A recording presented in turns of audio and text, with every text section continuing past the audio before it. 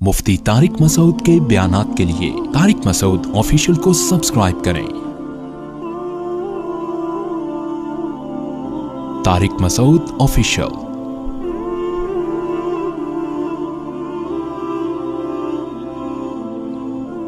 जो लोग आखिरत पर यकीन नहीं रखते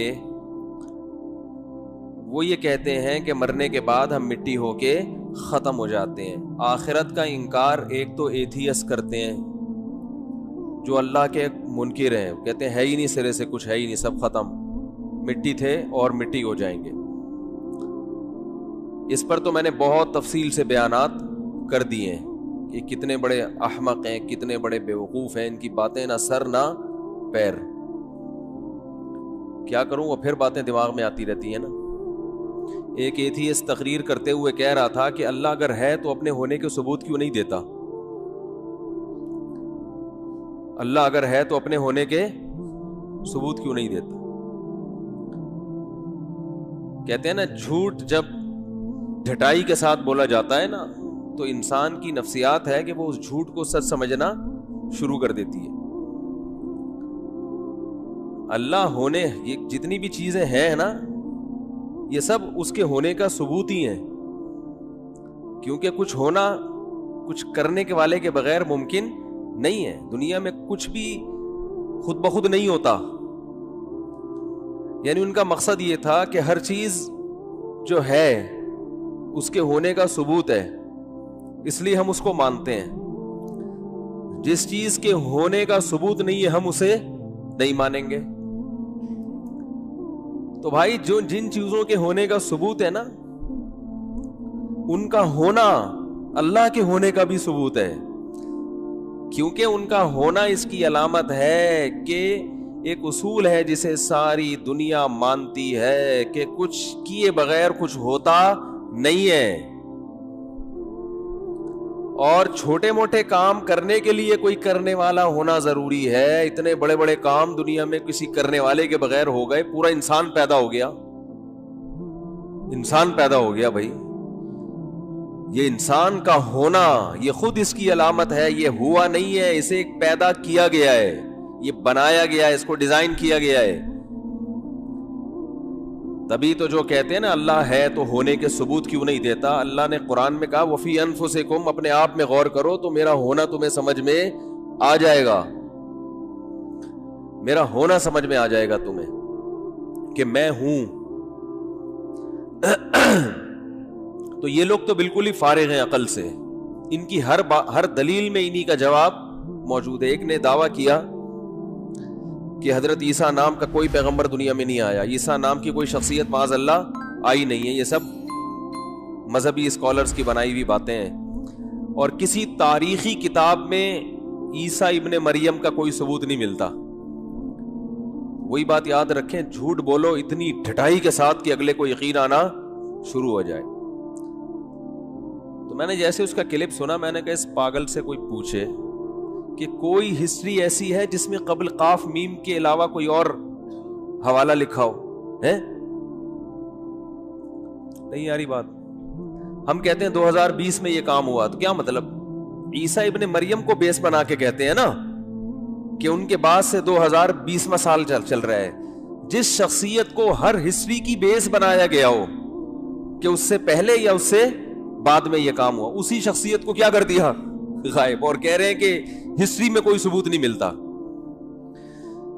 हमारे हजरत मुफ्ती रशीद अहमद साहब बड़े खानदानी आलिम थे। एक बात बहुत ज्यादा कहा करते थे कि अहले बातिल के पे रद्द के लिए स्टडी ज्यादा नहीं चाहिए, मुताला ज्यादा नहीं चाहिए, दिमाग में एक अदद खोपड़ी का होना, खोपड़ी में एक अदद दिमाग का होना जरूरी है। समझ रहे? खोपड़ी में एक अदद दिमाग का। इनकी अपनी बातों में इनके जवाबात होते हैं, ये कभी किसी एक दावे पर ये रुकते नहीं है। इनकी अपनी बातों में तजाद। तभी तो कुरान के अल्फाज देखो, लौ कान मिन इंदी गैरिल्लाहि लवजदू फीहि इख्तिलाफन कसीरा। कुरान कहता है अगर ये अल्लाह के अलावा किसी और का कलाम होता, गलत कलाम होता, झूठा कलाम होता, इसमें आपस की आयतों में बहुत इख्तिलाफ होता, टकराव होता। जब हम ये आयत पढ़ते थे उस वक्त हमें इसका मतलब समझ में नहीं आता था कि भाई معاذ اللہ جھوٹا آدمی تو کنٹینیو ایک بات کہہ سکتا ہے اور آپس میں ٹکراؤ نہیں ہو سکتا. بھائی جو غلط دعویٰ کرے وہ A to Z غلطی کرتا رہے اور اس کو چینج نہ کرے, یہ ممکن ہے نا؟ سوال سمجھ میں نہیں آ رہا تو جواب کہاں سے سمجھ میں آئے گا؟ مجھے ٹیکنیکل آپ لوگوں نے بنایا ہے. پہلے میرے بیان ہوتے تھے رونے دھونے والے, اصلاحی, یہ کرو وہ نہیں کرو. یہ تو لوگوں سے الجھ کے نا ہم خود ایک سائنسدان کی طرح سے دماغ بن گیا ہے ہمارا. میرے پہلے آپ بیان جو ہوتے تھے نا 2000 میں, 1999 98 میں, ایسے جذباتی بیان ہوتے تھے, جنت پہ جہنم پہ لوگ جوش میں آتے تھے, رونا دھونا اور یہ سب. لیکن جب ہمیں لوگوں میں چلے پھرے نا اندازہ ہوا کہ ان کی تو سیٹنگ ہی کیا ہے لوگوں کی کیا سیٹنگ ہی کیا ہے, آؤٹ ہے. کچھ نظریات ہی ٹھیک نہیں ہے, کانسیپٹ ہی کلیئر نہیں ہے. اگلے کو جنت پہ یقین ہی نہیں آ رہا تو کیا خوش ہوگا جنت پہ؟ وہ کہے گا یار یہ ایسی بنائی ہوئی چیزیں ہیں, اورے ایسی, بس مولویوں نے لوگوں کو بیوقوف بنانے کے لیے حوروں کے چکر میں ڈال دیا. سیاسی بیانات ہیں تو مذہب بھی لوگوں کو ایسی سیاسی باتیں کر کر کے موٹیویٹ کرتا ہے.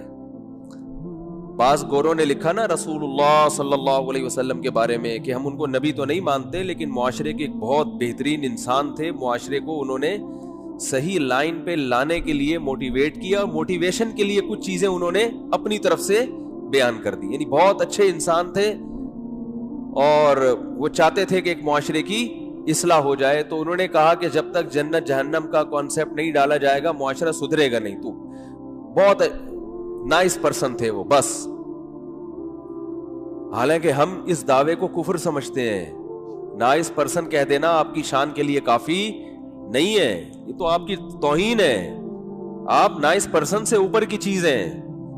وہ کیا ہے؟ خدا کے بھیجے ہوئے پیغمبر, سفیر, تمام انسانوں کی ہدایت کے لیے سلیکٹڈ, گاڈ کی طرف سے انتخاب ہوا ہے آپ کا. اور جو کہیں گے وہ خود نہیں کہہ رہے بلکہ کون کہہ رہا ہے؟ وہ خدا کہہ رہا ہے آپ کی زبان پہ. تو جو بہت ہی اچھے قسم کے انگریز ہیں نا وہ کہتے ہیں ویری گڈ, نائس پرسن. تبھی وہ ایک گورے نے کتاب لکھی ہے نا تاریخ 100 انسانوں کے بارے میں کہ دنیا میں بہت ہی جن کا اثر پڑا ہے دنیا کے اوپر, ان میں سب سے زیادہ محمد صلی اللہ علیہ وسلم کو پہلے نمبر پہ, کو اور بہت سارے لوگ ہیں کہ جو بہت انہوں نے معاشرے پہ ایک اچھا اثر ڈالا ہے. تو اچھا اثر تو بھائی نیوٹن نے بھی ڈالا ہے, اچھے کام تو نیوٹن نے بہت کیے ہیں.